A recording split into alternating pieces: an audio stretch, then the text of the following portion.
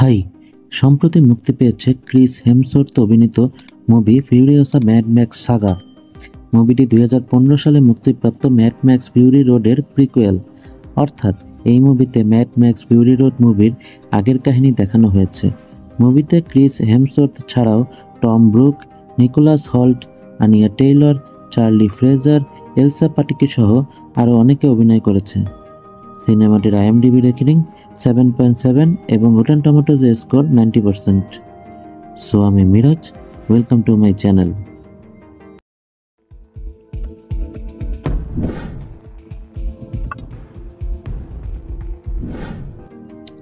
Apocalypse বা পারমাণবিক বিশ্বযুদ্ধের কয়েক দশক পরে বর্তমানে অস্ট্রেলিয়া হলো একটি তেজস্ক্রিয় বর্জ্যভূমি।